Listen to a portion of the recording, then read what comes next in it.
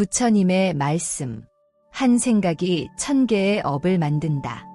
무심코 던진 한 생각이 1000개의 길을 만들고 그 길 끝에 1000개의 인연과 업보가 열리나니 생각의 씨앗을 허투루 심지 말라.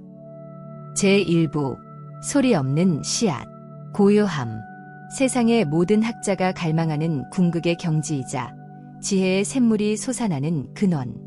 24대 젊은 학자 만호에게 고요함은 단순한 기호를 넘어 생존의 문제였다.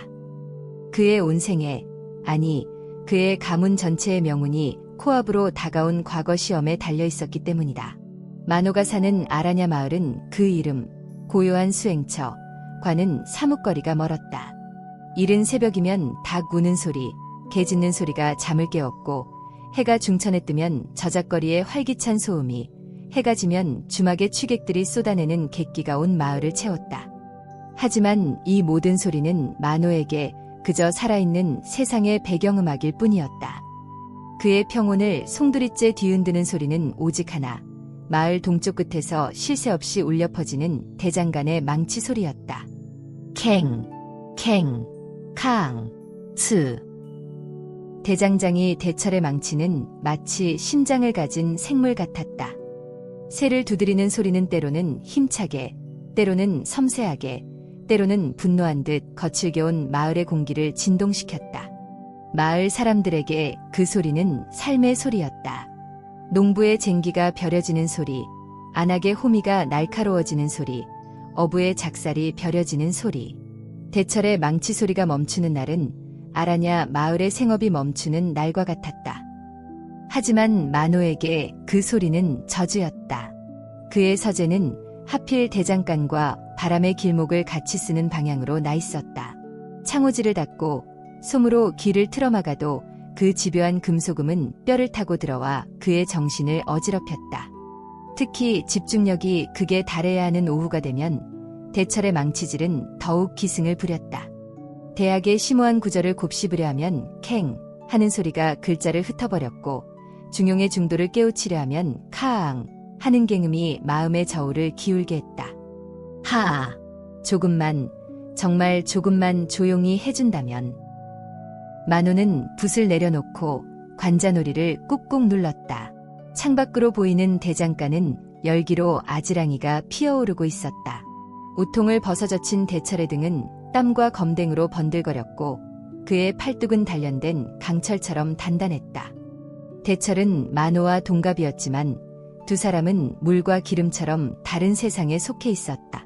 만호가 붓과 책으로 섬세한 지식의 탑을 쌓아 올릴 때 대철은 망치와 모루로 거친 쇠붙이를 매만져 쓸모있는 도구를 만들어냈다. 마을 사람들은 대철을 좋아했다. 그는 우직했고 손재주가 좋았으며 호탕한 웃음소리는 주변 사람들을 기분 좋게 만들었다. 특히 마을 약초꾼의 딸인 연하는 대철을 보며 수줍게 웃곤 했다. 만호 역시 연하의 단아한 모습에 마음이 가끔 설레었지만 그는 연심 같은 뜬구름 잡는 감정에 휩쓸릴 여유가 없었다. 그의 목표는 오직 하나, 급제하여 가난한 집안을 일으키고 홀어머니의 기나긴 고생을 끝내는 것이었다. 시험일이 열흘 앞으로 다가왔다. 만호의 불안감은 극에 달했다. 그는 잠을 줄이고 먹는 것을 잊어가며 책에 매달렸다. 그의 정신은 날카롭게 벼려진 칼날처럼 예민해져 있었다. 바로 그 예민함이 문제였다. 평소에는 그저 거슬리는 소음이었던 대장간의 망치 소리가 이제는 의도적인 방해처럼 느껴지기 시작했다. 저 자는 내가 공부하는 것을 알고 있을 것이다. 알고도 저렇게 보란 듯이 새를 두들기는 것이겠지. 내가 괴로워하는 것을 즐기고 있는 것이야. 터무니없는 생각이라는 것을 머리로는 알았지만 지친 마음은 독버섯 같은 의심을 키워나갔다. 그는 창문 너머로 대철이 연하에게 무언가를 건네며 시웃는 모습을 보았다. 연하는 환하게 웃으며 그것을 받았다. 아마도 대철이 만들어준 작은 꽃 모양 머리핀 같은 것이리라. 그 순간 만호의 마음속에서 무언가 툭 하고 끊어졌다. 질투와 피해의식이 뒤섞인 끈적한 감정이 그의 이성을 마비시켰다. 그날 오후 만호는 가장 중요한 병법서를 눈앞에 두고도 단 한 줄도 읽지 못했다. 대철의 망치 소리는 마치 그의 머릿속을 직접 두드리는 것처럼 고통스러웠다. 캥 소리에 심장이 철렁했고 카앙 소리에 눈앞이 아찔했다. 그때였다. 만호의 머릿속에 아주 작고 사악하며 교묘한 생각이 싹 텄다. 아, 제발 저 대장간이 하루만이라도 조용했으면, 저 망치 소리만 없으면 살겠다. 무슨 방법이 없을까? 대철이 하루쯤 일을 못하게 만들 방법.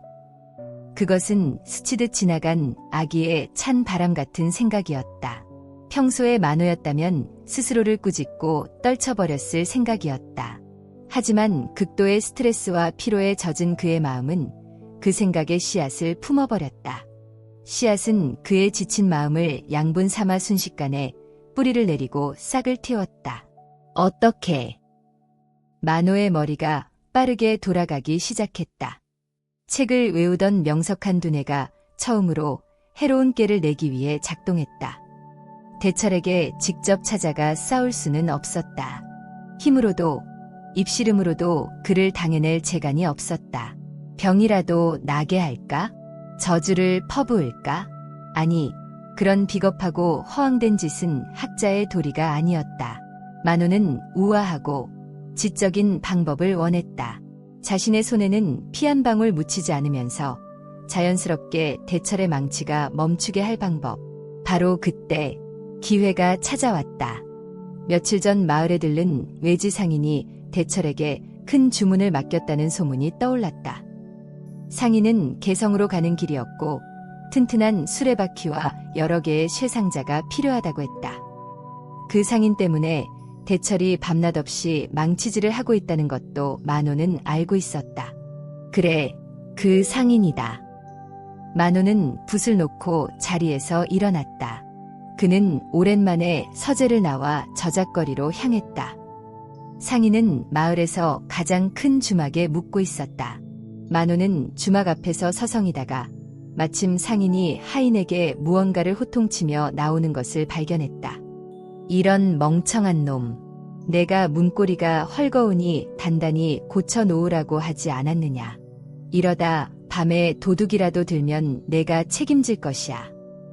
상인은 성미가 급하고 까다로운 사람이었다. 만호는 조심스럽게 그에게 다가가 공손하게 읍을 했다. 처음 뵙겠습니다. 나리, 시끄럽게 해 죄송합니다만 방금 하시는 말씀을 우연히 듣게 되었습니다. 상인은 귀찮다는 듯 만호를 위아래로 훑어보았다. 허름하지만 단정한 옷차림의 젊은 선비를 보고는 경계를 조금 풀었다. 그런데 뭐냐, 선비 양반. 저기, 문고리 같은 작은 것은 이 마을 대장장이에게 맡기면 시간이 꽤 걸릴 것입니다. 지금 큰 주문 때문에 정신이 없어서 말이지요. 만호의 목소리는 차분했고 얼굴에는 진심으로 걱정하는 듯한 표정이 어렸다. 그 대철이라는 친구, 솜씨는 좋다만 손이 그리 느리단 말이냐. 나는 하루라도 빨리 떠나야 하는데. 솜씨야 물론 이 근방 최고지요. 다만 너무 바쁜 것이 흠입니다. 작은 일은 소홀히 할 수도 있고요. 혹 급하시다면 이 마을에서 반나절만 더 가면 너럭바위 마을이 나오는데 그곳에 새로 대장간을 연 젊은이가 있습니다. 솜씨는 아직 대철 나리만 못하지만 손이 무척 빠르고 작은 일은 성심성의껏 봐준다고 들었습니다.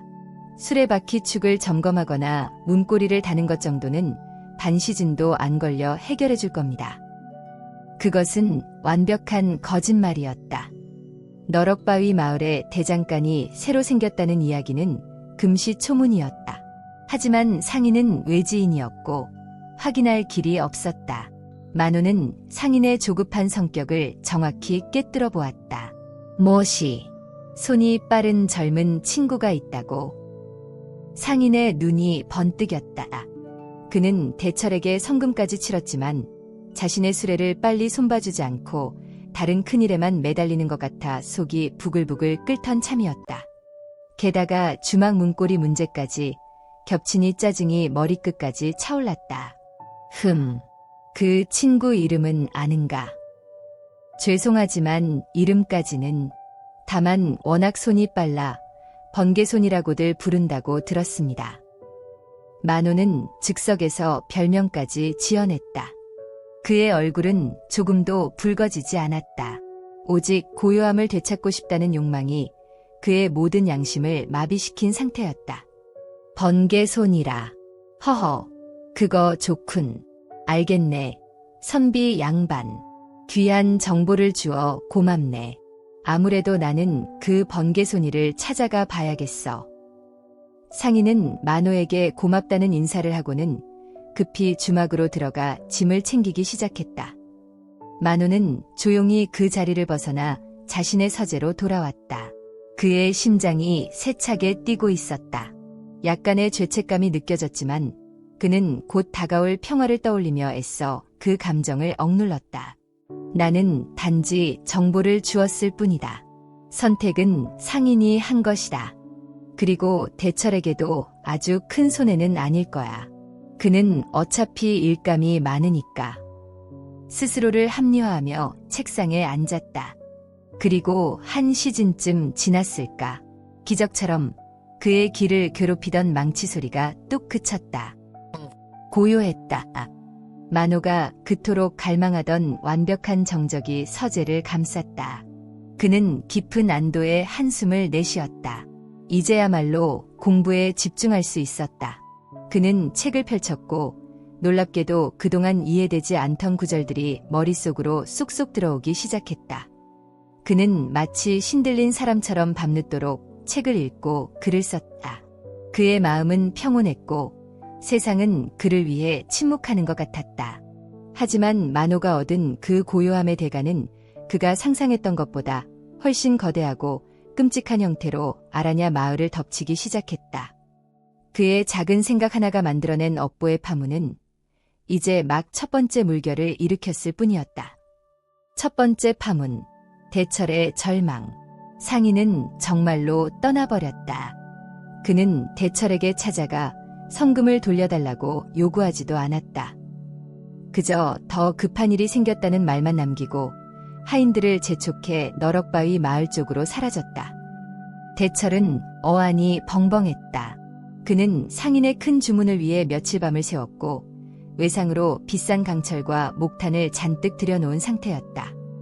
갑작스러운 주문 취소는 그에게 막대한 금전적 손실과 함께 깊은 모멸감을 안겨주었다. 대체 내가 뭘 잘못한 거지? 대철은 식어버린 화로 앞에 멍하니 서 있었다. 그의 손에는 주인을 잃은 수레바퀴 축이 들려 있었다. 그의 솜씨를 믿고 큰일을 맡겼던 상인이 말 한마디 없이 떠나버린 이유를 도무지 알 수 없었다. 그는 자신의 솜씨를 의심하기 시작했다. 밤샘 작업으로 잠시 실수를 했던 걸까? 아니면 가격을 너무 비싸게 불렀나? 온갖 자책과 의문이 그의 머릿속을 헤집었다. 평소의 대철이라면 툭툭 털고 일어나 다른 일감을 찾았을 것이야. 하지만 이번 일은 충격이 너무 컸다. 그는 일을 할 의욕을 완전히 잃어버렸다. 망치를 잡을 힘도 나지 않았다.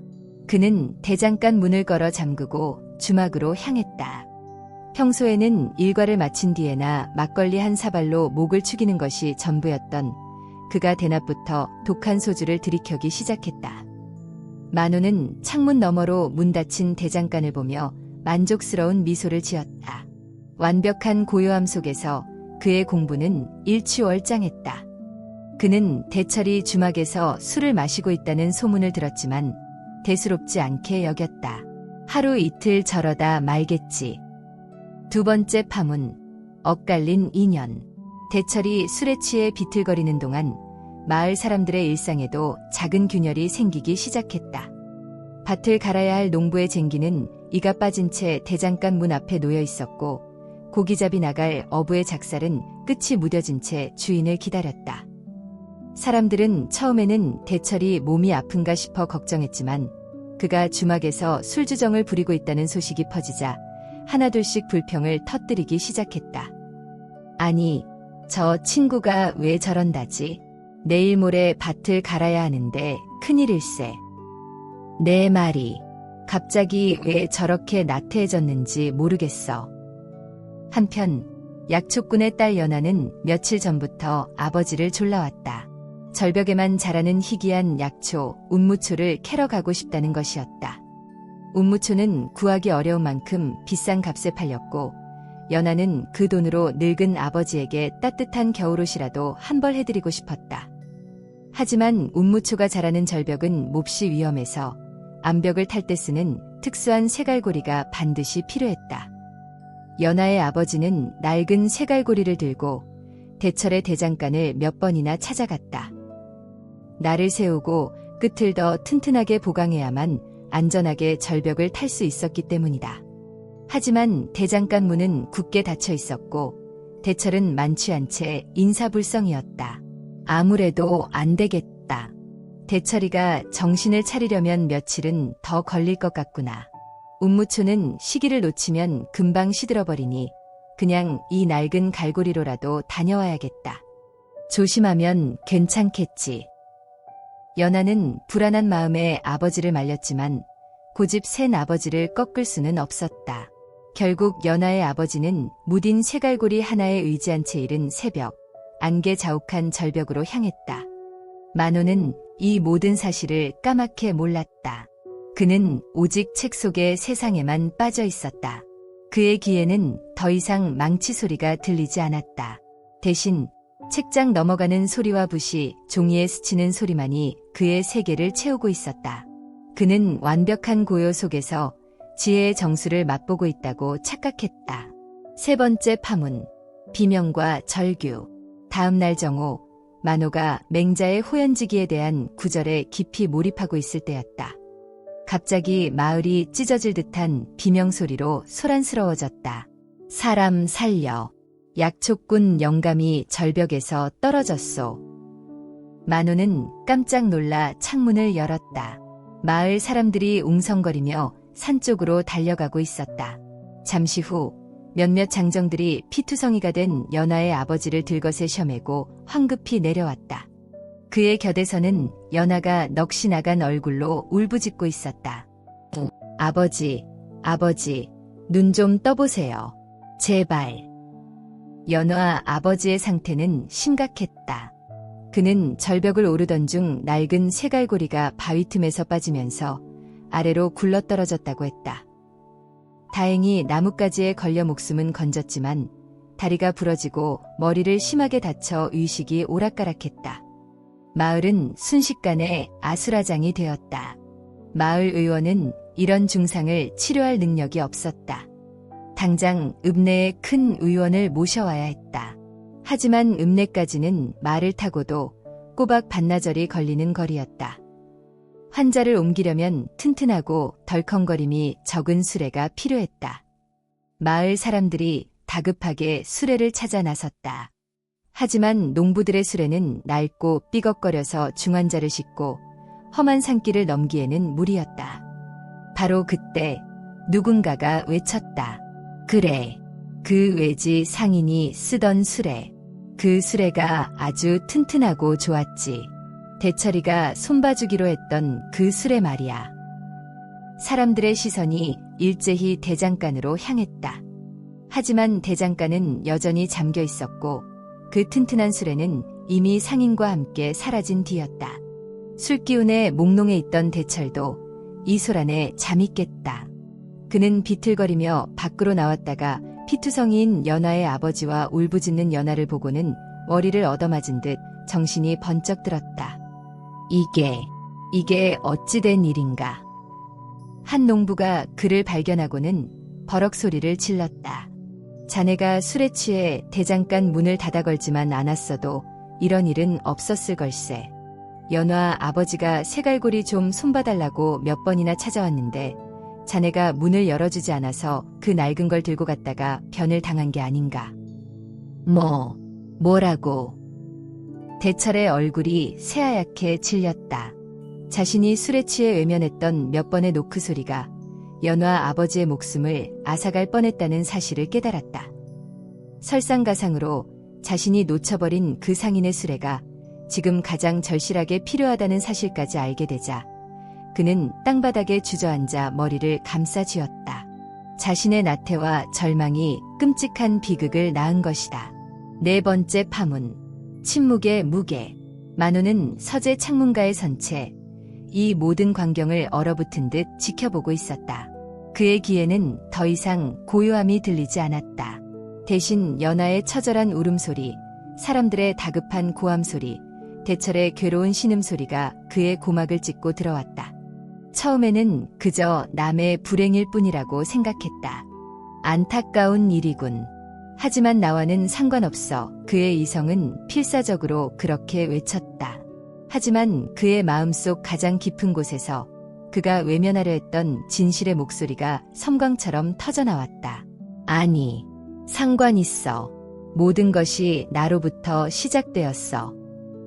그의 머릿속에서 모든 사건의 조각들이 하나로 맞춰지기 시작했다. 하나의 생각. 대장간이 하루만 조용했으면. 하나의 거짓말. 너럭바위 마을에 손빠른 대장장이가 있습니다. 그 결과 상인이 떠나고 대철은 절망에 빠져 술에 취했다. 대장간 문은 닫혔다. 농부의 쟁기는 방치되었고 어부의 작살도 무뎌졌다. 그리고 연화 아버지의 쇠갈고리도 수리되지 못했다. 낡은 쇠갈고리는 사고를 불렀고 중상을 입은 환자를 옮길 튼튼한 수레는 이미 마을에 없었다. 이 끔찍한 비극의 연쇄골이 그 시작점에는 바로 고요함 속에서 공부하고 싶다는 만호 자신의 이기적인 욕망, 그가 무심코 내뱉은 단 한마디의 거짓말이 있었다. 그가 그토록 원했던 고요함은 수많은 사람들의 고통과 눈물을 대가로 얻어진 것이었다. 그가 책 속에서 읽었던 인과응보라는 네 글자가 피냄새를 풍기며 그의 눈앞에 현실로 펼쳐졌다. 그가 추구했던 지혜는 사람들의 삶과 동떨어진 창백한 활자에 불과했다. 만호는 손을 내려다보았다. 붓을 잡아 섬세한 글씨를 쓰던 그의 손이 이제는 연화 아버지의 피로 흥건히 젖은 것처럼 느껴졌다. 그는 자신이 저지른 일의 무게에 숨이 막혔다. 그는 단지 대철을 하루 쉬게 하고 싶었을 뿐이다. 하지만 그의 생각 하나는 상인의 계획을 바꾸고 대철의 삶을 뒤흔들고 농부의 생업을 막고 끝내 한 사람을 죽음의 문턱까지 몰고 갔다. 하나의 생각이 1000개의 업을 만든다. 부처님의 말씀이 그의 뇌리에서 천둥처럼 울렸다. 그는 자신이 심은 소리 없는 씨앗이 얼마나 무서운 독초로 자라났는지를 비로소 깨달았다. 그의 과거 시험, 그의 가문의 명예, 그 모든 것이 한순간에 하찮고 의미 없는 것으로 전락했다. 창밖에서는 여전히 사람들이 우왕좌왕하고 있었고 연하의 울음소리는 그치지 않았다. 시간은 속절없이 흘러가고 있었다. 만호는 더 이상 서재 안에 숨어 있을 수 없었다. 그는 자신이 시작한 이 끔찍한 매듭을 어떻게든 자신의 손으로 풀어야만 했다. 그는 책상 위에 놓인 붓과 책을 밀쳐냈다.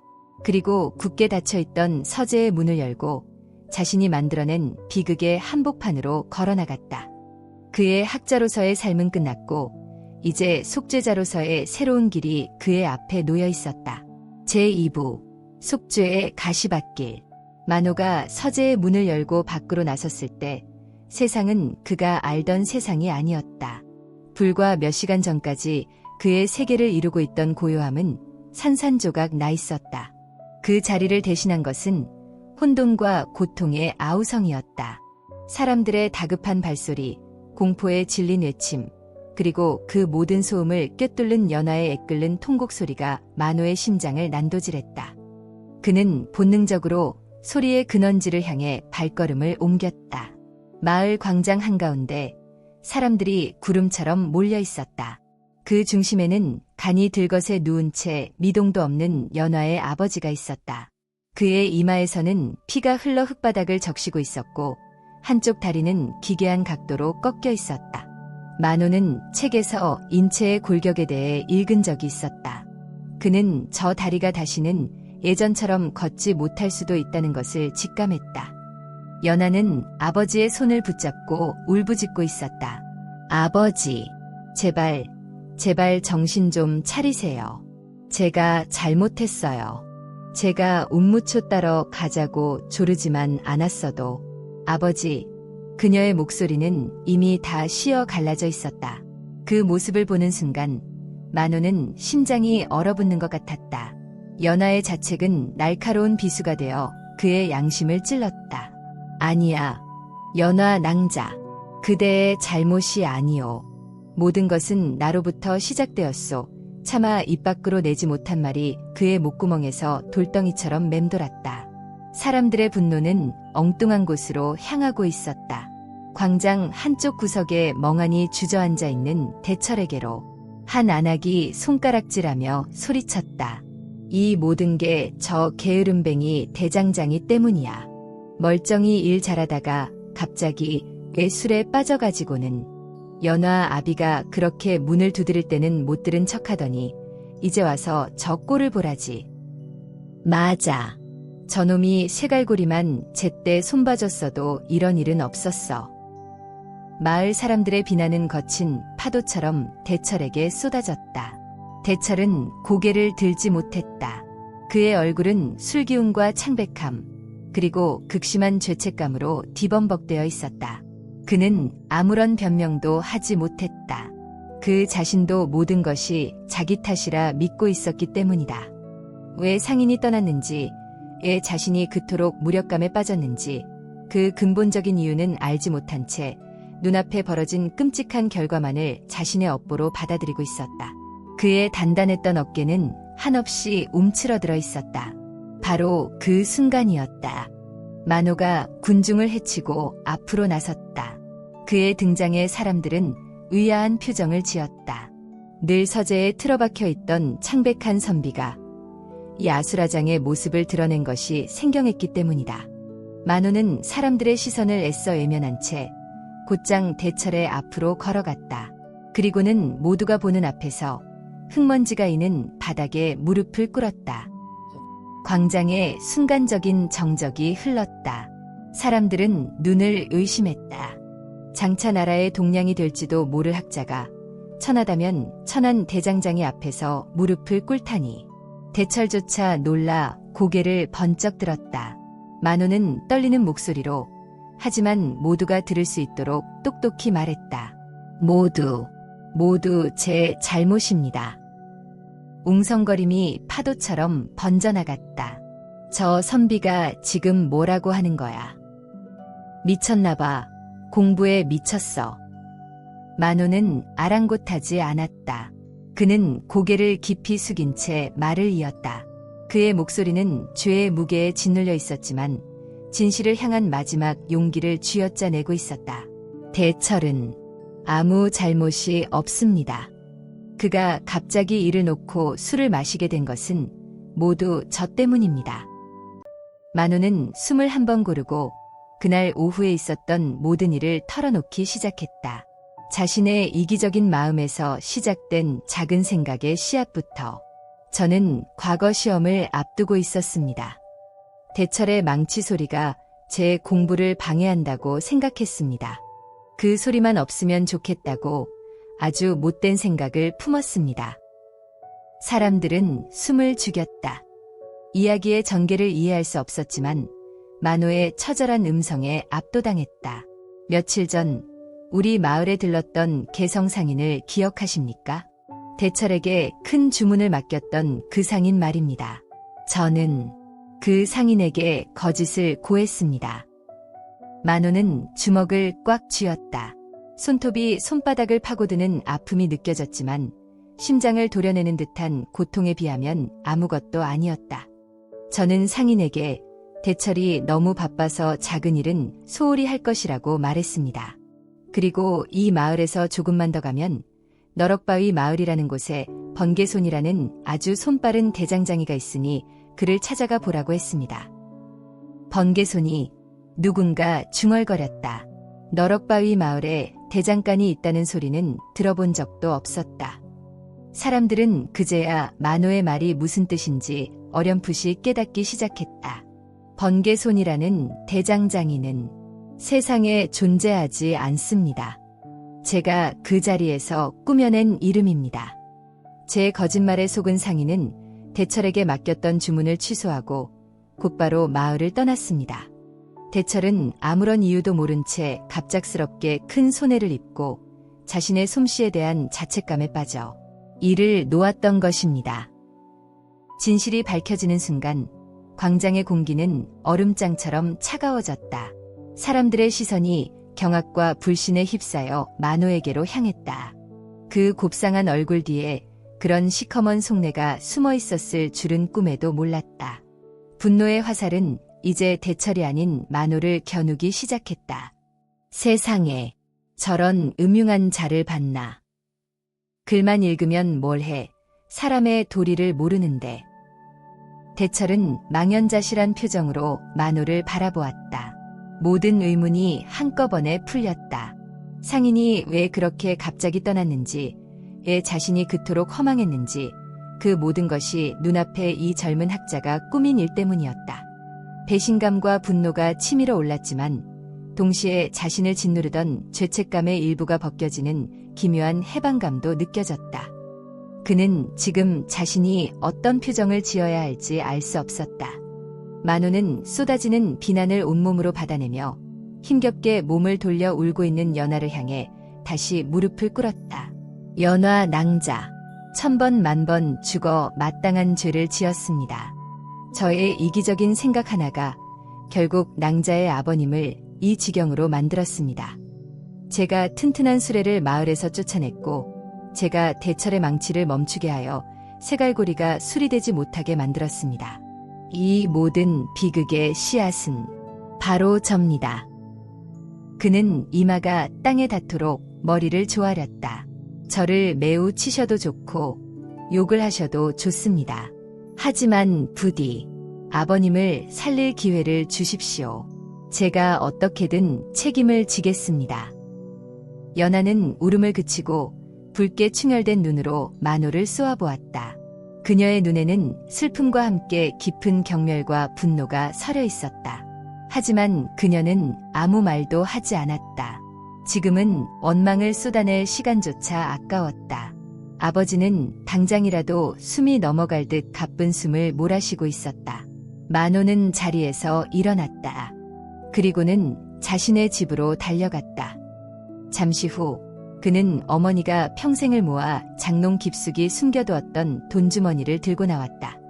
과거 시험을 보고 혹여 급제라도 하면 서울로 올라갈 미천으로 쓰려고 악착같이 모아둔 돈이었다. 그의 미래이자 가문의 희망이 담긴 돈이었다. 그는 그 돈주머니를 연화 앞에 내밀었다. 이것으로 읍내 최고의 의원을 모셔옵시다. 아니, 우리가 직접 아버님을 모시고 갑시다. 지금 당장. 마을의 촌장이 한숨을 쉬며 나섰다. 만호 도령, 마음은 알겠지만 어찌 갈 텐가. 환자를 싣고 갈 만한 수레가 없지 않은가. 저 삐걱거리는 농사용 수레로는 험한 고갯길을 넘다가 환자가 더 위태로워질 걸세. 만호의 얼굴에 절망이 스쳤다. 자신이 쫓아낸 그 튼튼한 수레가 다시 한번 그의 발목을 잡았다. 모든 것이 자신이 만든 업보의 굴레였다. 바로 그때였다. 침묵을 지키던 대철이 자리에서 벌떡 일어났다.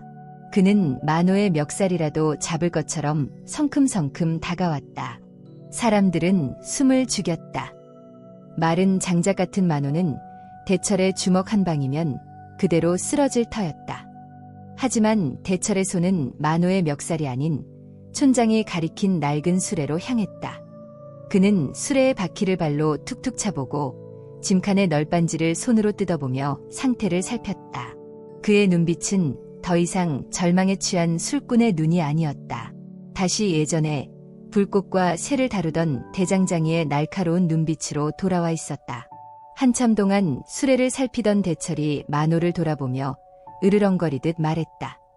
한 시진, 아니 2시진만 시간을 주시오. 만호는 무슨 뜻인지 몰라 그를 쳐다보았다. 이 고물술에 내가 손을 봐야겠소. 이대로는 고갯길은커녕 마을 어귀도 못 가서 부서질 게야. 바퀴축을 새로 받고 짐칸 바닥에 충격을 줄여줄 완충 장치를 대야 해. 당신이 내 일거리를 날려버린 덕에 대장간에 굴러다니는 자투리 목재와 쇠붙이는 넘쳐나니까. 그의 목소리에는 여전히 분노가 서려 있었지만 그것은 무기력한 분노가 아니었다. 무엇인가를 해야만 하는 장인의 책임감이 깃든 분노였다. 그리고는 연하를 향해 고개를 돌렸다. 그의 목소리는 한결 부드러워졌다. 연화야, 내가 술에 취해 내 아비의 청을 들어주지 못한 죄는 나중에 어떤 벌이든 달게 받으마. 허니, 지금은 우선 아버님을 살리는 것만 생각하자. 내가 이 수레를 읍내가는 길에 절대 부서지지 않도록 만들어주마. 대철의 말에 얼어붙었던 광장의 공기가 조금씩 움직이기 시작했다. 그래, 지금은 누구를 탓하고 원망할 때가 아니었다. 사람의 목숨이 경각에 달려 있었다. 몇몇 장정들이 자발적으로 나서서 대철을 돕기 시작했다. 그들은 대철의 지시에 따라 낡은 수레를 대장간으로 옮겼다. 얼마 만인가 굳게 닫혔던 대장간의 문이 활짝 열렸다. 대철은 화로에 불을 지폈다. 잠자고 있던 풀무가 다시 거친 숨을 토해내기 시작했다. 만호가 그토록 저주했던, 그러나 이제는 희망의 소리가 된 캥, 캥 하는 망치 소리가 다시 아라냐 마을에 울려 퍼졌다. 만호는 자신이 할 수 있는 일을 찾았다. 그는 연하의 아버지 곁에 앉아 자신의 얇은 도포를 벗어 덮어주었다. 그리고는 책을 읽던 솜씨로 물수건을 적셔 차가운 그의 이마를 정성껏 닦아주었다. 연하는 그런 만호를 복잡한 표정으로 바라볼 뿐 말리지 않았다. 그렇게 2시간이 흘렀다. 해가 뉘엿뉘엿 서산을 넘어갈 무렵 대철이 땀으로 범벅이 된 채 대장간에서 나왔다. 그의 뒤에는 완전히 새로운 모습의 수레가 있었다.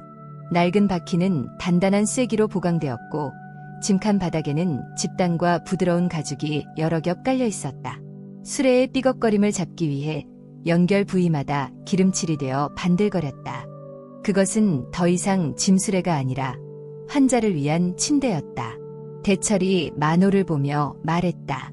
자, 이제 갑시다. 당신이 시작한 일이니 당신이 끝까지 책임져야 할 거요. 이 수레 당신이 직접 끌고 가시오. 만호는 말없이 고개를 끄덕였다. 분만 잡아봤던 그의 손으로 무거운 수레를 끈다는 것은 상상도 할 수 없는 일이었지만 그는 거부할 수 없었다. 그것이 자신이 져야 할 최소한의 십자가였다. 마을 사람들이 힘을 합쳐 조심스럽게 연하의 아버지를 수레에 옮겨 실었다. 연하는 수레 옆에 바싹붙어 아버지의 상태를 살폈다. 만호는 수레의 긴 손잡이를 잡았다. 생각보다 훨씬 무거웠다. 그의 갸냘픈 팔이 부들부들 떨렸다. 그때 그의 옆으로 커다란 그림자가 다가왔다. 대철이었다. 그는 말없이 만호의 반대편 손잡이를 움켜쥐었다. 혼자서는 고갯길은 커녕 내리막길도 못 갈 거요. 나도 같이 가겠소. 연화 아버지에게 진 빚이 있으니. 만호는 대철의 얼굴을 보았다. 그의 얼굴에는 여전히 분노가 남아있었지만 그 밑바닥에는 기묘한 동질감 혹은 함께 책임을 져야 한다는 연대감이 자리 잡고 있었다. 그렇게 어색하고 위태로운 세 사람의 동행이 시작되었다. 모든 비극의 원인을 제공한 창백한 학자, 자신의 무력함으로 비극을 막지 못한 죄책감에 시달리는 대장장이, 그리고 그들 때문에 가장 소중한 사람을 잃을 위기에 처한 슬픈 딸. 그들이 끄는 수레는 삐걱거리는 소리를 내며 마을을 빠져나갔다. 노을이 길게 들이운 길 위로 세 사람의 그림자가 무겁게 이어졌다. 그 길은 읍내로 향하는 길이자 만호에게는 끝이 보이지 않는 속죄의 가시밭길이었다. 밤이 깊었다. 달빛조차 구름에 가려 한치 앞을 분간하기 어려운 칠흑 같은 어둠 속을 세 사람은 묵묵히 걸었다. 험준한 산길은 그들의 여정을 더욱 고되게 만들었다. 울퉁불퉁한 자갈길은 수레를 계속해서 흔들었고 그때마다 수레에 누운 연화 아버지의 입에서 희미한 신음이 새어나왔다. 연화는 그 소리에 가슴이 철렁 내려앉아 연신 아버지의 상태를 살폈다. 만호에게는 그야말로 생지옥이었다. 붓을 잡는 것 외에는 힘쓰는 일을 해본 적 없는 그의 손바닥은 벌써 물집이 잡히고 터져 쓰라렸다. 어깨는 빠질 듯 아팠고 다리는 천근만근 무거웠다. 숨은 턱까지 차올라 금방이라도 주저앉고 싶었다. 하지만 그는 이를 악물었다.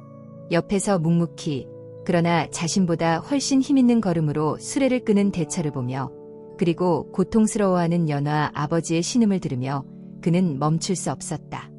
이것은 자신이 자초한 고통이었다. 몇 시간을 걸었을까? 앞서가던 대철이 손을 들어 일행을 멈췄다. 잠시 쉬었다 가야겠소. 이대로 가다간 우리가 먼저 쓰러지겠어. 그는 길가에 있는 커다란 바위 옆으로 수레를 세웠다. 만호는 손잡이를 놓자마자 다리에 힘이 풀려 그대로 땅에 주저앉았다. 온몸이 땀으로 흠뻑 젖어 있었다. 대철은 말없이 마른 나뭇가지를 모아 불을 피웠다. 작은 모닥불이 피어오르자 어둠 속에서 서로의 얼굴이 비로소 드러났다. 땀과 먼지로 얼룩진 만호의 얼굴, 굳은 결의와 피로가 뒤섞인 대철의 얼굴, 그리고 슬픔과 불안으로 창백해진 연하의 얼굴. 세 사람 사이에는 무거운 침묵이 흘렀다. 침묵을 깬 것은 연하였다. 그녀는 만호에게 다가와 작은 약초 주머니를 건넸다. 바르세요. 만호가 쳐다보자 그녀는 그의 터진 손바닥을 턱짓으로 가리켰다. 그 손으로 내일 수레를 끌 수나 있겠어요? 아버지를 위해서라도 상처를 그냥 두면 안 돼요. 그녀의 목소리는 차가웠지만 그 안에는 미세한 가시와 함께 아주 작은 온기가 섞여 있었다. 만호는 아무 말 없이 약초를 받아 쓰라린 상처에 발랐다. 화끈거리는 고통과 함께 시원한 기운이 퍼졌다. 대철은 모닥불 앞에 앉아 무릎에 턱을 괜 채 불꽃을 바라보고 있었다. 그러다 문득 만호에게 물었다. 그랬소. 만호는 그 질문의 의미를 즉시 알아차렸다. 왜 그런 어리석고 비겁한 거짓말을 했는가? 솔직히 아직도 당신을 용서할 수가 없소. 당신의 그 말 한마디가 내 자존심을, 내 인생을 송두리째 무너뜨릴 뻔했으니까. 하지만 이해가 안 가서 묻는 거요. 당신 같은 학자가 고작 망치 소리 좀 시끄럽다고 그런 꾀를 냈다는 게 말이 돼요. 만호는 고개를 숙였다. 그는 자신의 치부를 다시 한번 드러내야 했다. 두려웠습니다. 뭐가 말이오? 시험에 떨어지는 것이 두려웠습니다. 우리 집안은 대대로 가난했고 홀어머니는 저 하나만 바라보고 평생을 삭바느질로 버티셨습니다. 이번 시험에 급제하지 못하면 어머니의 희생과 제 인생 전체가 실패작이 될 거라는 압박감에 시달렸습니다. 그의 목소리는 자조적으로 변했다. 그러다 보니 마음이 좁아졌습니다. 세상 모든 것이 저를 방해하는 장애물처럼 보였습니다. 당신의 망치 소리는 제 실패를 재촉하는 소리처럼 들렸습니다. 내가 이렇게 고통받고 있는데 당신은 아무것도 모른 채 행복하게 망치질을 하고 연하 낭자와 웃으며 이야기하는 모습이 원망스러웠습니다. 마지막 말을 할 때 만호는 자신도 모르게 연하를 힐끗 쳐다보았다. 그의 마음속 깊은 곳에 숨겨져 있던 질투심의 편린이 드러나는 순간이었다. 연하는 그 시선을 피하지 않고 똑바로 마주했다. 그래서 당신의 그 하찮은 질투와 불안감 때문에 내 아버지가 목숨을 잃을 뻔했다는 말인가요? 연하의 목소리는 얼음 송곳처럼 날카로웠다. 당신이 읽는 책에는 그런 이기심을 정당화하는 구절이라도 적혀 있던가요? 대학과 중용이 고작 자신의 성공을 위해 남을 음해하라고 가르치던가요? 만호는 아무 대답도 할 수 없었다. 그녀의 말은 모두 사실이었다. 그가 평생을 바쳐 읽어온 성현의 말씀들은 그의 삶 속에서 아무런 힘도 발휘하지 못했다. 아니, 그는 그 말씀들을 자신의 이기심을 포장하는데 교묘하게 이용했을 뿐이었다. 그는 지혜를 탐구한 것이 아니라 지식을 탐했을 뿐이었다. 대철이 무겁게 입을 열었다. 선비 양반, 당신이 원망했던 내 망치 소리, 그게 뭔지 아시오? 만호는 고개를 저었다. 그 소리는 내 삶 그 자체여. 망치가 새를 두드릴 때마다 애 심장도 같이 뛰지. 새가 불에 달궈지고 물에 식혀지며 단단해지듯 나도 그 과정을 통해 먹고 살고 내 존재를 증명하는 거요. 당신에게는 소음이었겠지만 이 마을 누군가에게는 내일 밭을 갈 쟁기였고 누군가에게는 고기를 잡을 작살이었소. 당신은 당신의 고요함을 위해 마을 사람들의 삶의 소리를 멈추게 한 거요. 대철의 말은 망치처럼 만호의 가슴을 내리쳤다. 그는 비로소 깨달았다. 자신이 얼마나 좁고 이기적인 세계에 갇혀 있었는지를. 그의 서재는 지혜의 공간이 아니라 세상과 단절된 이기심의 동굴이었다. 죄송합니다. 제가 어리석었습니다. 만호가 할 수 있는 말은 그것뿐이었다. 어떤 변명도 합리화도 불가능했다. 그는 벌거벗겨진 채 자신의 죄와 마주해야 했다. 그때 갑자기 하늘에서 차가운 것이 떨어지기 시작했다. 비였다. 처음에는 한두 방울 떨어지던 빗줄기는 순식간에 장대비로 변에 쏟아져 내렸다. 모닥불은 힘없이 꺼져버렸고 칠흑 같은 어둠과 함께 사르르는 추위가 그들을 덮쳤다. 젠장, 대철이 욕설을 뱉었다. 환자가 비를 맞으면 안 돼. 세 사람은 허둥지둥 자신들의 옷을 벗어 수레 위를 덮었지만 역부족이었다. 연화 아버지의 몸이 차갑게 식어가는 것이 느껴졌다. 이러다간 폐렴이라도 얻으시겠어요. 어디 비를 피할 곳이라도. 연화가 울먹이며 외쳤다. 대철이 사방을 둘러보았다. 하지만 비를 피할 만한 동굴이나 움막은 보이지 않았다. 그때 만호의 머릿속에 번개처럼 한 가지 생각이 스쳤다. 저쪽입니다. 이 길에서 조금 벗어나면 예전에 사냥꾼들이 쓰던 작은 폐가가 있었습니다. 어릴 적에 와본 기억이 납니다. 그는 자신의 기억력을 더듬어 방향을 가리켰다. 대철은 잠시 망설였지만 다른 방도가 없었다. 그들은 쏟아지는 비를 뚫고 진흙탕으로 변한 숲길을 헤치며 만호가 가리킨 방향으로 나아갔다. 수레바퀴는 진흙에 빠져 헛돌았고 그들의 발걸음은 천근만근 무거웠다.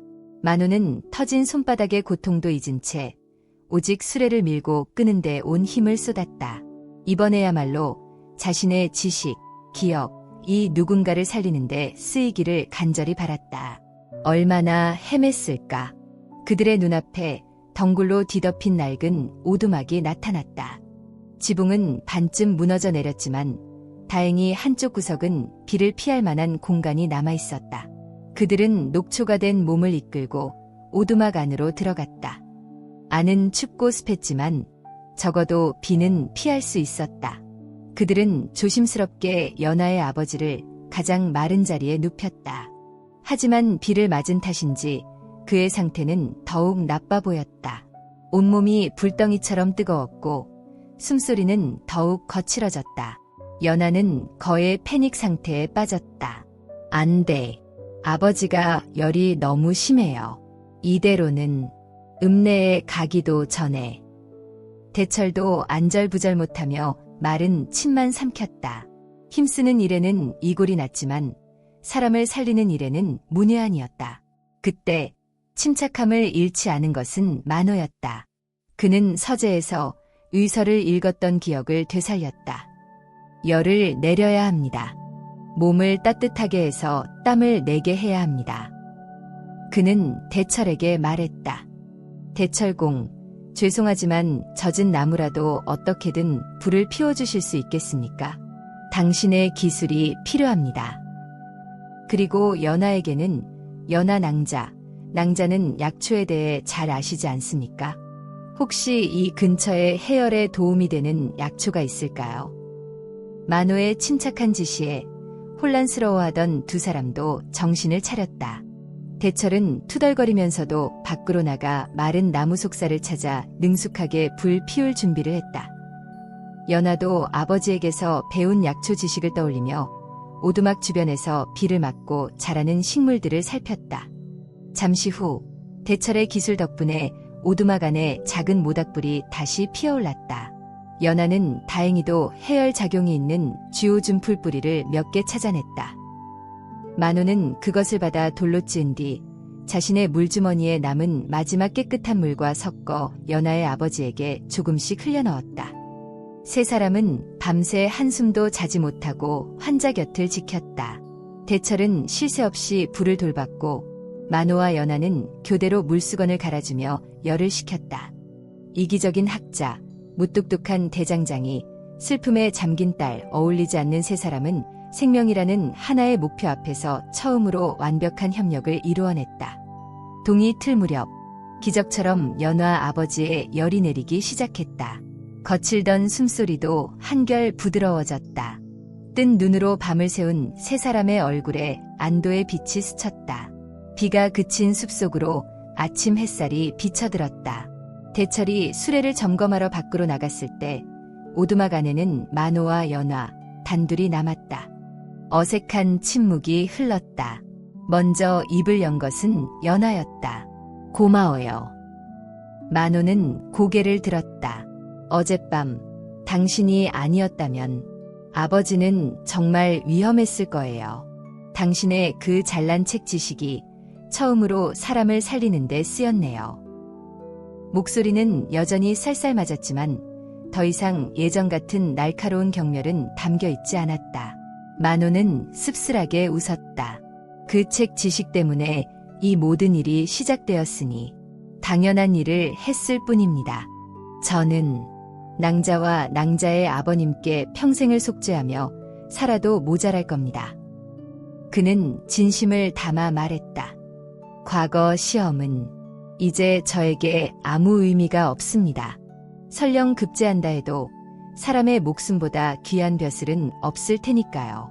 마을로 돌아가면 제 모든 것을 팔아서라도 아버님의 약값과 대철 공의 손해를 갚겠습니다. 연하는 오랫동안 만호를 바라보았다. 그의 눈은 더 이상 성공에 대한 야망으로 번뜩이지 않았다.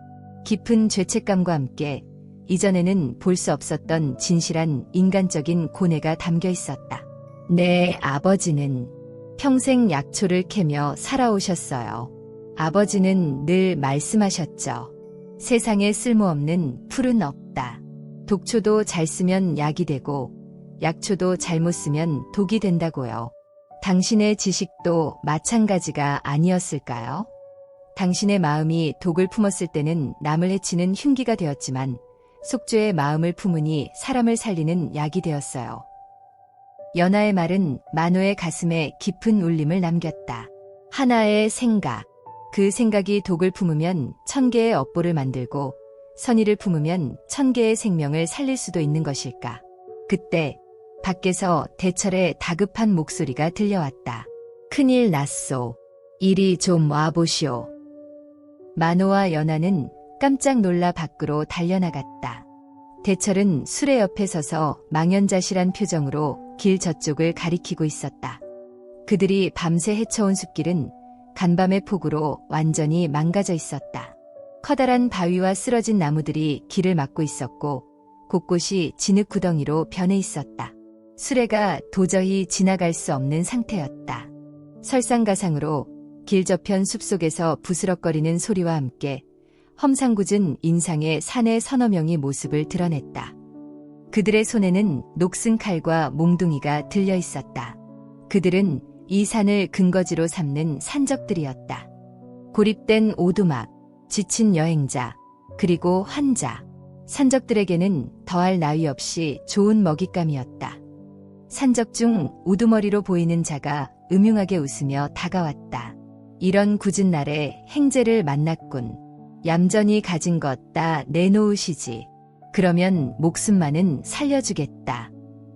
절망적인 상황이었다.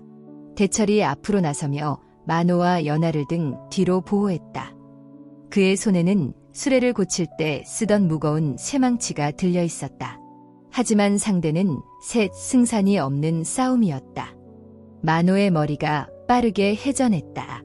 힘으로는 절대 이길 수 없다. 그렇다면 꾀를 써야 한다. 하지만 이번에는 남을 해치는 꾀가 아니라 모두를 살리는 꾀여야 한다. 그는 자신의 죄를 씻을 마지막 기회일지도 모른다고 생각했다. 만호는 대처를 제지하며 한 걸음 앞으로 나섰다. 그리고는 산적들을 향해 조금도 두려워하지 않는다는 듯 오히려 그들을 가엽게 여긴다는 듯한 표정으로 입을 열었다. 당신들이로군요. 이 산에 역병이 돌고 있다는 소문을 퍼뜨린 자들이. 산적들은 어리둥절한 표정으로 서로를 쳐다보았다. 뭐라고?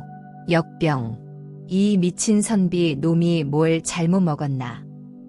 만호는 태연하게 말을 이었다. 그의 목소리는 낮고 엄숙해서 마치 중대한 비밀을 말하는 것 같았다. 모르셨습니까? 지금 읍내에서는 이 산에서 시작된 끔찍한 역병 때문에 난리가 났습니다. 온몸에 붉은 반점이 돋고 피를 토하며 죽어가는 끔찍한 병이지요. 우리는 저기 누워 계신 분을 치료하기 위해 읍내에서 파견된 의원과 그 조수요. 저분은 이 역병의 첫 번째 희생자이십니다. 그는 일부러 수레에 누운 연화의 아버지를 가리켰다. 간밤의 고열과 낙상으로 인한 상처가 만호의 거짓말에 기묘한 설득력을 더해주었다. 우리는 지금 이 산 전체를 격리하고 방역하기 위해 올라온 것이오. 당신들은 이미 이 병에 감염되었을 확률이 매우 높소. 지금이라도 우리를 도와 병의 근원을 찾고 약을 구한다면 살 수 있겠지만 우리를 해친다면 당신들은 고통 속에서 죽어갈 것이고 당신들의 시신은 역병을 퍼뜨린 죄로 불태워지게 될 거요. 만호의 연기는 완벽했다. 그의 학자다운 풍모와 단호한 말투, 그리고 실제 환자의 존재가 어우러져 산적들을 혼란에 빠뜨렸다. 역병이라는 말에 그들의 얼굴에 공포가 서리기 시작했다. 우두머리가 칼을 쥔 채 침을 꿀꺽 삼켰다. 거짓말 마라. 내 놈이 우릴 속이려는 수작이겠지. 속임수인지 아닌지는 당신들의 몸을 보면 알게 되겠지. 만호는 산적 중 한 명의 팔을 가리켰다. 보시오. 저 동료의 팔에 벌써 붉은 반점이 돋지 않았소. 산적들이 일제히 동료의 팔을 쳐다보았다. 그의 팔에는 마침 벌레에 물린 듯한 작은 붉은 자국이 나 있었다. 평소 같으면 대수롭지 않게 여겼을 자국이었지만 역병이라는 말을 들은 뒤에 보니 끔찍한 죽음의 징조처럼 보였다. 으아, 진짜다. 진짜 역병이야. 붉은 반점의 주인공이 비명을 지르며 뒷걸음질 쳤다. 공포는 전염성이 강했다. 산적들은 서로를 의심의 눈초리로 바라보며 거리를 두기 시작했다. 그들의 단단했던 결속력은 역병이라는 보이지 않는 공포 앞에서 순식간에 무너져 내렸다. 우두머리는 갈등했다. 이 선비의 말이 진짜일까? 하지만 만에 하나라도 사실이라면 그는 자신의 목숨을 걸고 싶지 않았다. 만호는 쐐기를 박았다. 길을 터주시오. 우리는 한시라도 빨리 읍내로 돌아가 지원군과 약재를 가져와야 하오. 당신들을 살리고 싶다면 우리를 돕는 것이 좋을 거요. 저기 길을 막고 있는 바위와 나무들을 치워주시오. 그것이 당신들이 살 수 있는 유일한 길이오. 결국 산적들은 칼과 몽둥이 대신 길을 막고 있는 바위와 나무를 치우기 시작했다. 죽음의 공포 앞에서 그들은 흉악한 산적이 아니라 그저 살고 싶어하는 나약한 인간일 뿐이었다. 대철과 연하는 입을 벌린 채 이 모든 광경을 지켜보았다. 만호의 혀끝에서 나온 또 하나의 거짓말이 이번에는 칼과 방패가 되어 그들을 지켜낸 것이다. 얼마 후 길은 다시 열렸다. 산적들은 멀찍이 서 그들을 지켜볼 뿐 더 이상 위협하지 않았다. 만호와 대철, 연하는 서둘러 수레를 끌고 그 자리를 벗어났다. 한참을 가서야 그들은 안도의 한숨을 내쉬었다. 대철이 기가 막힌다는 듯 웃으며 말했다. 선비 양반, 당신의 그 혀는 칼보다 무섭고 성벽보다 단단하구려. 당신을 적으로 만났을 땐 지옥이었는데 아군으로 두니 천하를 얻은 것 같소이다. 만호는 그저 씁쓸하게 웃을 뿐이었다. 그는 다시 한번 깨달았다. 하나의 생각, 하나의 말이 어떻게 세상을 바꾸는지를, 그리고 그 힘을 어디에 써야 하는지를. 속죄의 가시밭길 끝에서 그는 비로소 자신이 읽었던 책 속의 지혜가 아닌 삶의 지혜를 아주 조금 배우기 시작하고 있었다. 제3부 마음의 모루와 진실의 불꽃. 읍내로 향하는 마지막 고갯길을 넘었을 때 세 사람의 눈에 드디어 번화한 기와지붕들이 들어왔다. 아라냐 마을과는 비교도 되지 않는 규모였다. 질서정연하게 늘어선 상점들, 바삐 오가는 사람들, 활기 넘치는 소음. 그 풍경은 절망적인 밤을 보낸 그들에게 한 줄기 빛과 같았다. 다 왔다. 연하의 목소리에 희망이 깃들었다. 만호와 대철도 안도의 한숨을 내쉬었다. 그들의 행색은 말이 아니었다. 온몸은 땀과 진흙으로 범벅이었고 며칠 밤을 샌 얼굴은 초주검처럼 창백했다. 하지만 그들의 눈에는 포기할 수 없다는 절박한 의지가 빛나고 있었다. 그들은 사람들에게 물어물어 읍내에서 가장 용하다는 의원, 허원의 집을 찾아갔다.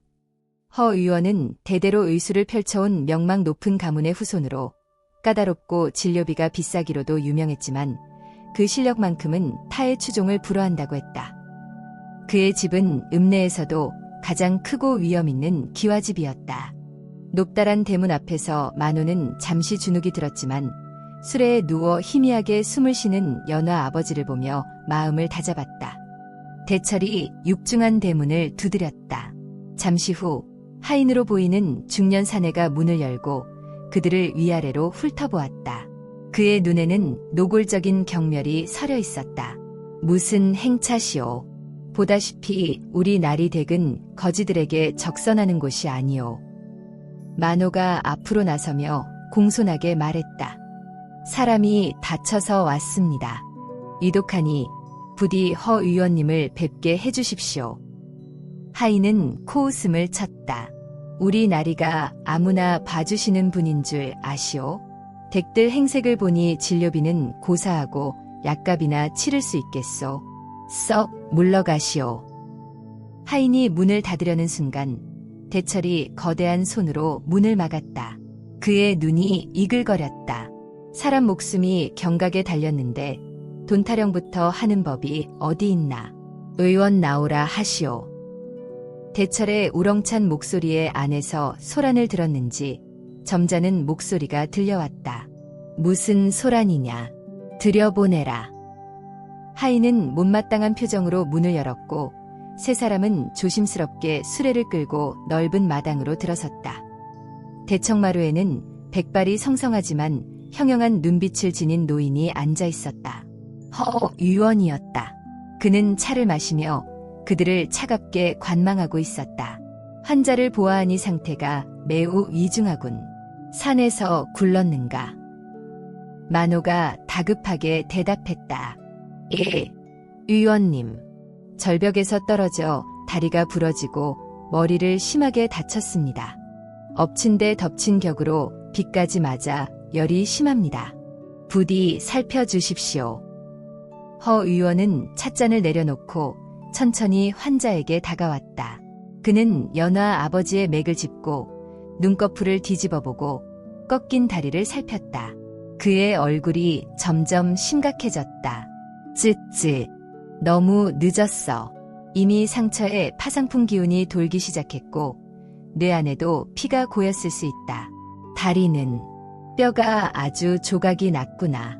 살린다 해도 다시 걷기는 힘들 것이다. 연하의 얼굴이 새하얗게 질렸다. 허 의원의 냉정한 진단은 희망의 불씨를 꺼뜨리는 찬물과 같았다. 아닙니다. 살릴 수 있습니다.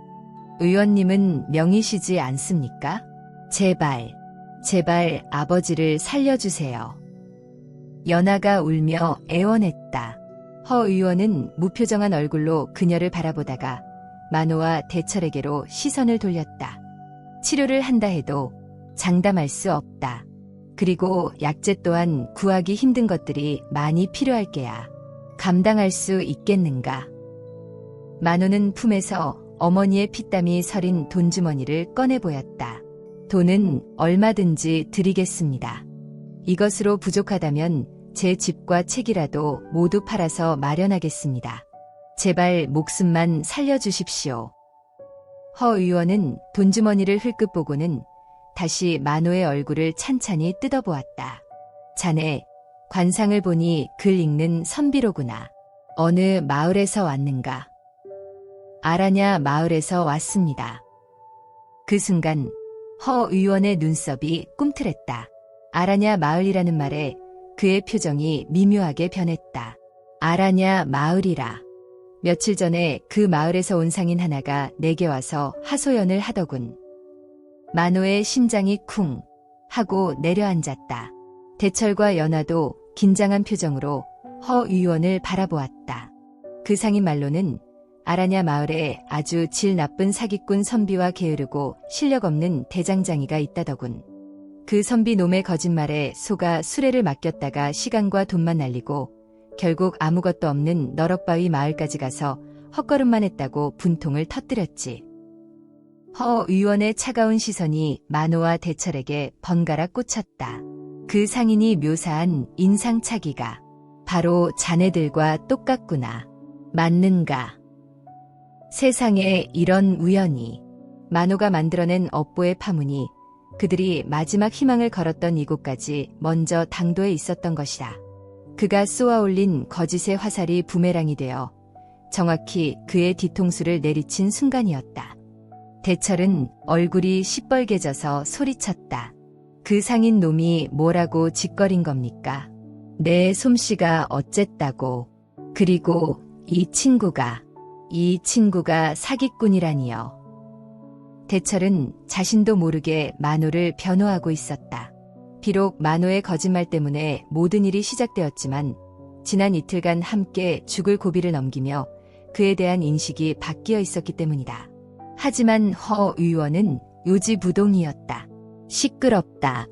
상인의 말이 사실이든 아니든 자네들은 이미 이 읍내에 좋지 않은 소문을 몰고 온 자들이야. 나는 사람의 신의를 가장 중요하게 여기는 사람이다.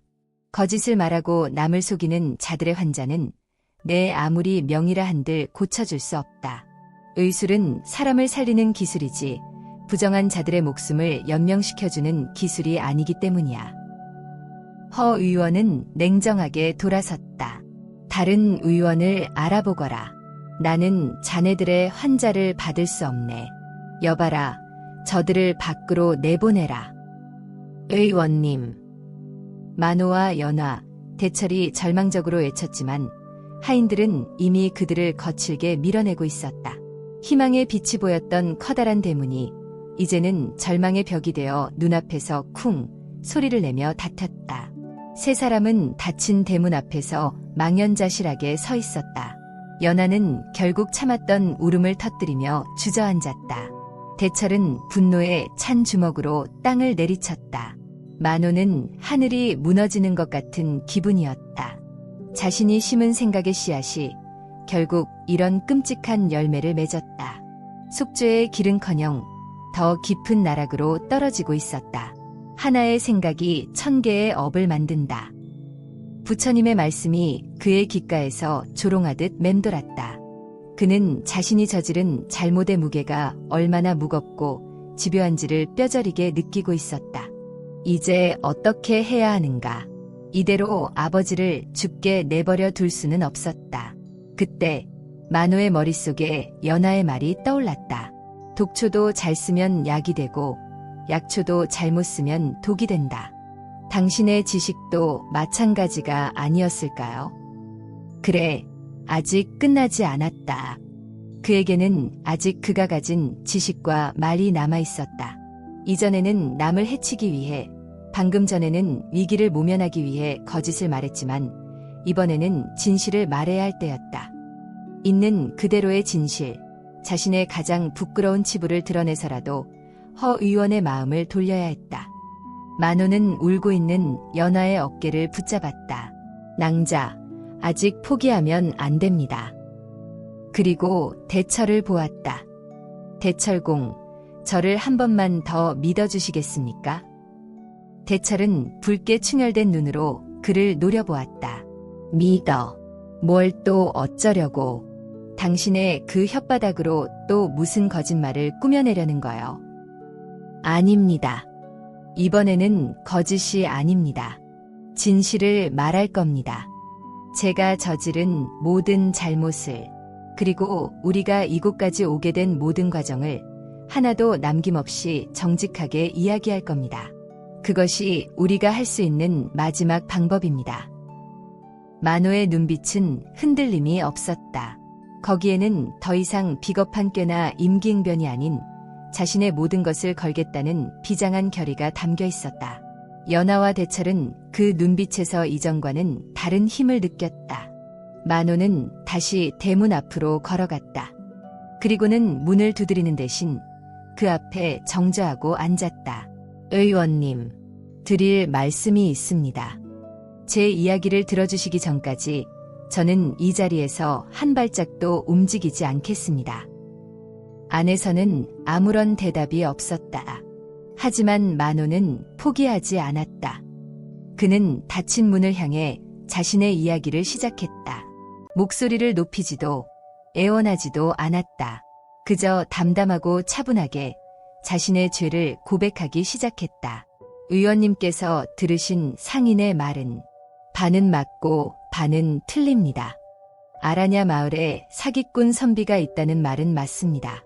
바로 접니다. 그의 고백에 지나가던 사람들이 걸음을 멈추고 웅성거리기 시작했다. 대철과 연하는 불안한 눈으로 그를 지켜보았다. 저는 과거 시험에 대한 압박감과 제 이기심 때문에 저와 함께 온 저 대장장이 대철공을 음해했습니다. 그의 망치 소리가 시끄럽다는 이유만으로 상인에게 거짓말을 하여 그의 큰 일거리를 빼앗았습니다. 만호의 이야기는 계속되었다.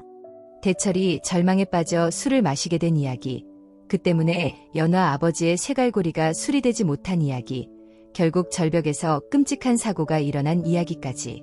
그는 자신을 조금도 변호하지 않았다. 오히려 자신의 어리석음과 비겁함을 가혹할 정도로 적나라하게 드러냈다. 대철공은 게으른 대장장이가 아닙니다. 그는 이 읍내의 그 어떤 대장장이보다 정직하고 솜씨 좋은 장인입니다. 그가 잠시 망치를 놓았던 것은 제 비열한 계략에 마음의 상처를 입었기 때문입니다. 저 수레에 누워 계신 분은 제 거짓말의 가장 큰 희생양이십니다. 제 하찮은 욕심 하나가 한 가정을 파괴하고 한 사람의 목숨을 앗아갈 뻔했습니다. 그는 지난 이틀간의 여정도 모두 이야기했다. 산적을 만났던 일, 또다시 거짓말로 위기를 모면했던 일까지. 의원님, 저는 비겁한 자입니다. 제 지식을 남을 속이고 해치는 데 썼습니다. 그런 제가 제 아비의 목숨을 살려달라고 애원할 자격이 없다는 것 잘 압니다. 하지만 환자는 죄가 없습니다. 저 때문에 죽어가는 저분에게는 살 기회가 주어져야 합니다. 만호의 목소리는 점점 잠겨왔다.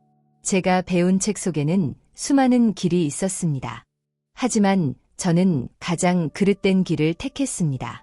그러나 이 여정을 통해 저는 새로운 길을 보았습니다. 그것은 제 잘못을 인정하고 제 발로 직접 걸어가며 속죄하는 길입니다. 의원님, 제발 제가 그 길을 걸어갈 수 있도록 기회를 주십시오. 제 모든 것을 바쳐 저분의 목숨값을 치르고 대철공의 억울함을 풀어드리겠습니다. 이것이 제가 저지른 업보의 책임을 지는 유일한 길이라 믿습니다. 만호는 이마가 땅에 닿도록 깊이 머리를 조아렸다. 그의 진심 어린 고백에 웅성거리던 사람들도 숙연해져 침묵을 지켰다. 대철은 주먹을 꽉 쥔 채 입술을 깨물었다. 자신의 억울함을, 자신을 나락으로 빠뜨렸던 원수가 이렇게 만인 앞에서 변호해 줄 것이라고는 상상도 못했다. 연하는 흐르는 눈물을 닦으며 완전히 다른 사람이 된 듯한 만호를 바라보고 있었다. 한참의 침묵 끝에 굳게 닫혔던 대문이 천천히 다시 열렸다. 허유원이었다. 그의 얼굴은 여전히 엄격했지만 그의 눈빛은 더 이상 차갑지 않았다. 그는 복잡한 표정으로 만호를 내려다보고 있었다. 내 놈의 그 고백이 또 다른 속임수인지 아니면 진심인지 내 어찌 알겠느냐. 그때 대철이 앞으로 나섰다. 그는 허 의원 앞에 자신의 무거운 쇠망치를 내려놓았다. 의원님, 이놈의 말은 모두 사실입니다. 저는 이놈이 죽도록 미웠습니다. 하지만 이놈은 자신의 잘못을 씻기 위해 분만 잡던 손으로 피가 나도록 수레를 끌었고 자신의 목숨을 걸고 우리를 지켰습니다. 이놈의 혀는 거짓을 말했지만 이놈의 행동은 진실을 말하고 있었습니다. 그리고는 내려놓았던 망치를 다시 집어들었다. 저는 대장장이입니다. 제 이름과 제 아버지의 이름, 그리고 제 할아버지의 이름을 걸고 말씀드립니다. 제 망치는 거짓을 말하지 않습니다. 저는 읍내 최고의 장인은 아닐지 몰라도 제게 맡겨진 쇠부치에 혼을 담는 장인입니다. 제 명예를 걸고 저 환자를 살려주신다면 의원님께 어떤 방식으로든 은혜를 갚겠습니다. 대철의 투박하지만 힘있는 말은 만호의 유창한 고백과는 또 다른 무게로 허 의원의 마음을 울렸다. 마지막으로 연하가 나섰다. 그녀는 눈물을 그쳤지만 붉어진 눈시울에는 간절함이 가득했다. 의원님, 저는 이 사람이 밉습니다. 하지만 이 사람 덕분에 제 아버지는 어젯밤 고비를 넘겼습니다. 이 사람은 자신의 가장 부끄러운 모습을 드러내면서까지 저희 아버지를 살리려 하고 있습니다. 사람의 마음은 저울과 같다고 들었습니다. 부디 이 사람의 죄와 속죄의 노력을 함께 저울에 올려 헤아려 주십시오. 그리고 한 사람의 의원으로서 죽어가는 제 아버지를 외면하지 말아 주십시오. 세 사람의 각기 다른 진심이 하나의 목소리가 되어 허 의원에게 전해졌다. 그는 오랫동안 침묵했다. 마당에 모인 사람들은 숨을 죽인 채 그의 결정을 기다렸다.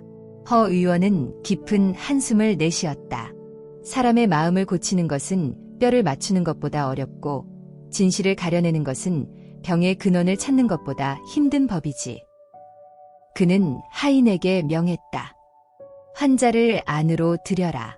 가장 좋은 방으로 모셔라. 의원님. 세 사람의 얼굴에 환한 빛이 피어올랐다. 단, 조건이 있다. 허 의원의 목소리는 다시 엄격해졌다. 선비, 너는 내가 말한 대로 책임을 져야 할 것이다. 치료비는 물론이고 환자가 회복될 때까지 이곳에 머물며 허드레시를 하도록 해라.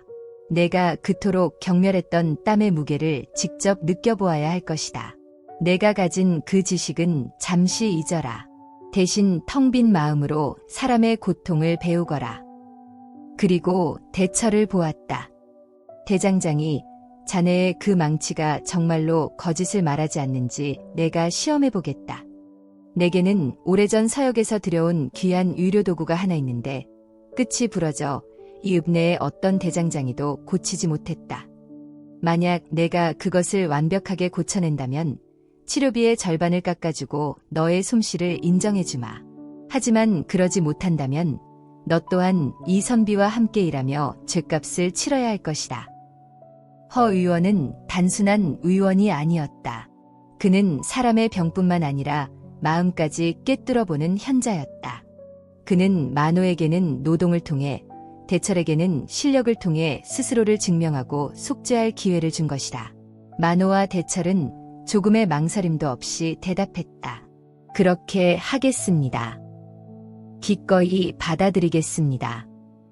마침내 연하의 아버지는 허 의원의 집안으로 옮겨졌다. 허 의원은 곧바로 치료를 시작했다.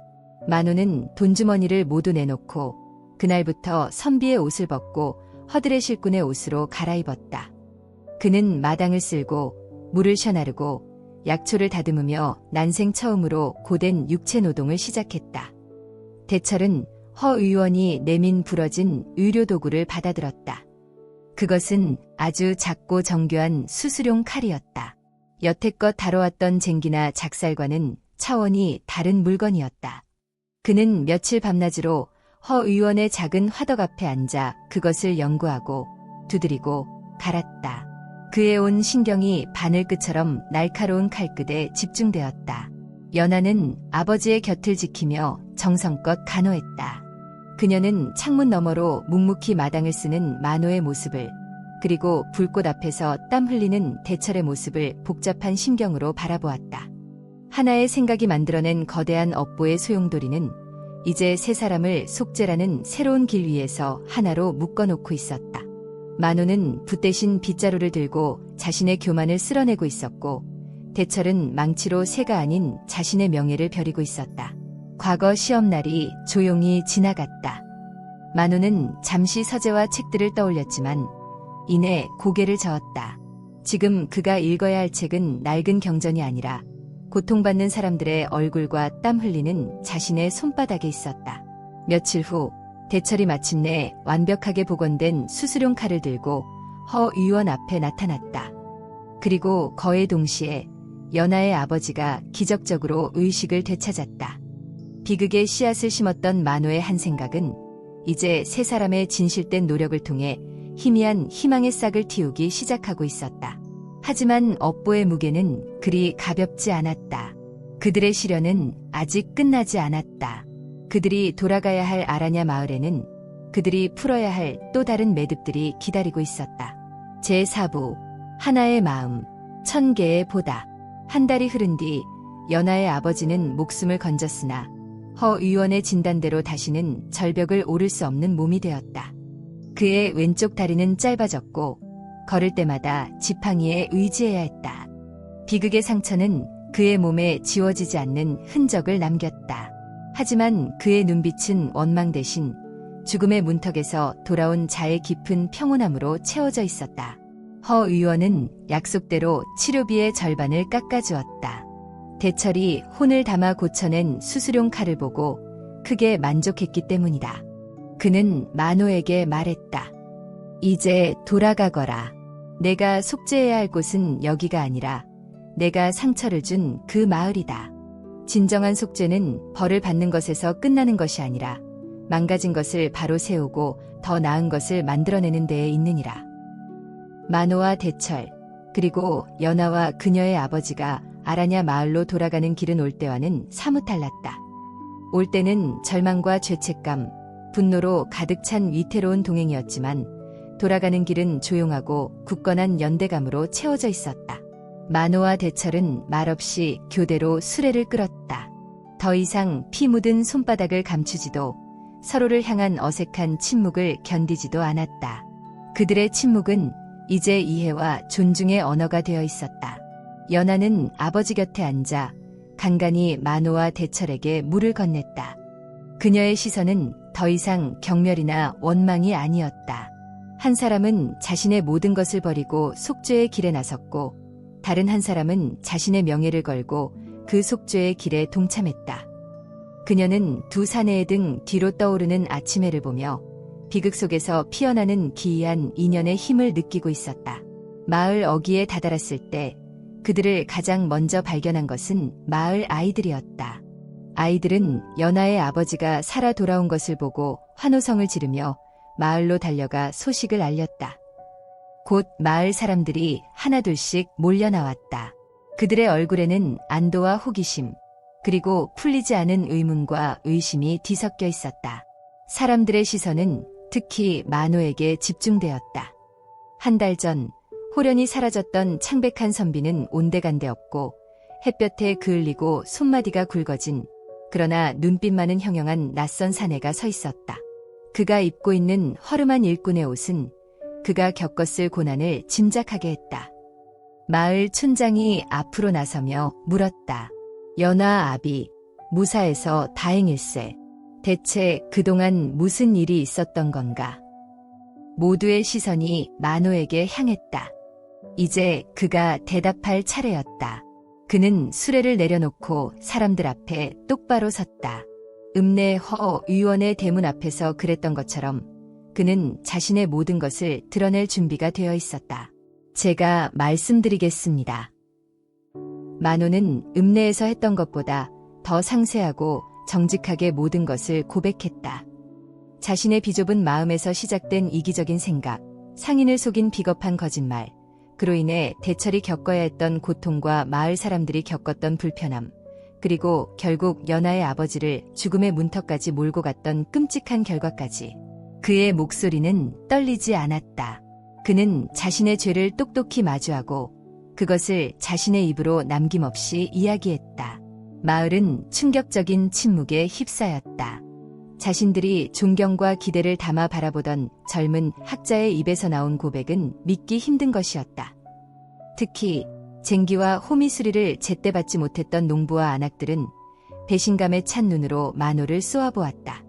한 농부가 참지 못하고 소리쳤다. 그래서 당신의 그 잘난 공부 때문에 우리가 그 고생을 했단 말이오. 내 밭을 제때 갈지 못해 올해 수확이 줄게 생긴 건 어찌할 거요. 내 말이 우리 집 작살이 무뎌져서 며칠이나 허탕을 쳤는데. 원망의 목소리가 터져나오기 시작했다. 만호는 쏟아지는 비난을 피하지 않고 묵묵히 받아들였다. 그리고는 고개를 깊이 숙였다. 모두 제 불찰입니다. 여러분께 끼친 손해는 제가 평생에 걸쳐 갚겠습니다. 저는 더 이상 과거 시험을 보지 않을 것입니다. 이 마을에 남아 제 남은 생을 여러분을 위해 살며 속죄하겠습니다. 그의 폭탄 같은 선언에 사람들은 다시 한번 술렁였다. 그가 평생의 꿈을 포기하겠다는 말은 그의 고백에 진정성을 더해주었다. 그때 대철이 만호의 옆에 와서 섰다. 그는 자신의 대장간을 가리키며 말했다. 이 친구의 잘못이 크지만 연화 아버지를 구하기 위해 자신의 모든 것을 내던진 것 또한 사실입니다. 저 또한 술에 취해 여러분의 청을 외면한 죄가 있습니다. 오늘부터 제 대장간의 불은 꺼지지 않을 것입니다. 그동안 수리가 늦어졌던 농기구와 연장들은 제가 밤을 새워서라도 모두 고쳐드리겠습니다. 수리비는 받지 않겠습니다. 제 잘못에 대한 사죄의 의미입니다. 마을 사람들은 침묵했다. 모든 비극의 원인이었던 만호와 그 과정에서 무력했던 대철이 나란히 서서 함께 책임을 지겠다고 말하는 모습은 기묘한 울림을 주었다. 그 순간 지팡이를 짚고 힘겹게 수레에서 내린 연하의 아버지가 입을 열었다. 그만들 하게. 나를 이 꼴로 만든 것은 만호 도령의 생각이 맞지만 나를 살린 것 또한 만호 도령의 지혜와 대철이의 망치, 그리고 내 딸의 간호였네. 하늘이 내게 이런 시련을 내린 것은 우리 마을이 서로의 잘못을 용서하고 함께 다시 일어서는 법을 배우게 하려는 뜻이었을지도 모르지. 그는 만호를 보며 말했다. 도령, 진정한 속죄는 말로 하는 것이 아니라 몸으로 보여주는 것일세. 자네가 정말로 속죄할 마음이 있다면 자네가 가진 지식으로 이 무지한 늙은이들과 우리 아이들을 위해 무언가를 해주게. 그것이 내 부러진 다리에 대한 가장 좋은 약이 될 걸세. 연화 아버지의 깊은 용서는 얼어붙었던 마을의 분위기를 녹이는 따뜻한 봄바람과 같았다. 그날 이후 아라냐 마을에는 조용한 변화가 시작되었다. 만호는 자신의 서재를 개방했다. 더 이상 고요한 학자의 공간이 아니었다. 낮에는 글을 모르는 아이들을 위한 글방이 되었고, 밤에는 마을 어른들이 장부 정리를 배우거나 어려운 편지를 부탁하는 사랑방이 되었다. 그는 책 속의 죽은 지식을 가르치는 대신 실생활에 필요한 살아있는 지혜를 나누었다. 셈이 서툰 농부에게는 수확량을 계산하는 법을, 억울한 일을 당한 이에게는 관아에 올릴 탄원서를 쓰는 법을 가르쳤다. 그의 지식은 더 이상 개인의 출세를 위한 도구가 아닌 공동체를 위한 연장이 되었다. 대철의 대장간은 그 어느 때보다 활기찼다. 그는 약속대로 밀렸던 모든 일을 밤낮 없이 처리했다. 그의 망치 소리는 더 이상 누군가를 괴롭히는 소음이 아니었다. 마을의 생업이 다시 힘차게 돌아가고 있음을 알리는 희망의 소리였다. 그는 농부의 쟁기를 더욱 단단하게, 어부의 작사를 더욱 날카롭게 벼렸다. 사람들은 그의 땀방울 속에서 진정한 장인의 책임감을 보았고 예전보다 더 깊은 신뢰를 보내기 시작했다. 만호는 틈틈이 대철의 일을 도왔다. 풀무지를 하거나 새를 나르며 흙과 땀과 불꽃의 정직함을 배웠다. 대철은 그런 만호에게 퉁명스럽게 핀잔을 주면서도 그가 글을 읽을 때 필요한 등잔을 새로 만들어주거나 낡은 책상을 고쳐주었다. 붓과 망치는 더 이상 서로를 밀어내는 도구가 아니었다. 서로의 부족함을 채워주는 동반자가 되었다. 연하는 아버지를 간호하며 약초에 대한 지식을 더욱 깊이 파고들었다. 다리가 불편해진 아버지는 더 이상 약초를 캐러 다닐 수 없었지만 대신 자신의 평생의 경험을 딸에게 모두 전수했다. 만호는 연하가 배운 약초의 효능을 체계적으로 기록하고 정리하는 것을 도왔다. 아라냐 약초보감이라는 이름이 붙은 그 작은 책자는 훗날 마을 사람들에게 귀한 의학 지식이 되었다. 한 해가 지났을 무렵 마을에 큰 위기가 닥쳤다. 새로 부임한 탐욕스러운 현감이 터무니없이 많은 세금을 부과한 것이다. 가뜩이나 지난해 흉년으로 어려움을 겪던 마을 사람들은 절망에 빠졌다. 현감의 권세에 눌려 누구 하나 감히 저항할 엄두를 내지 못했다. 바로 그때 만호가 나섰다. 그는 며칠 밤낮으로 서재에 틀어박혀 나라의 세법과 관련된 옛 기록들을 모두 찾아 읽었다. 그리고는 현감의 세금 부과가 명백한 불법임을 증명하는 논리정연한 상소문을 작성했다. 그의 글은 더 이상 현학적인 미사역으로 가득 찬 글이 아니었다. 백성의 고통을 담은 절절함과 부당함에 맞서는 서슬 퍼런 논리가 담겨 있었다. 하지만 글로만 해결될 일이 아니었다. 마을 사람들의 힘이 필요했다. 대철이 나섰다. 그는 마을의 모든 장정들을 모았다. 그의 대장간은 이제 마을의 심장과도 같은 곳이 되어 있었다. 여러분, 만호 도령이 우리를 위해 길을 찾았습니다. 하지만 글만으로는 저 탐관오리의 마음을 돌릴 수 없습니다. 우리가 하나로 뭉쳐 우리의 뜻을 보여주어야 합니다. 저와 함께 읍내로 갑시다. 대철의 외침에 지난 1년간 그의 성실함을 지켜본 마을 사람들의 마음이 움직였다.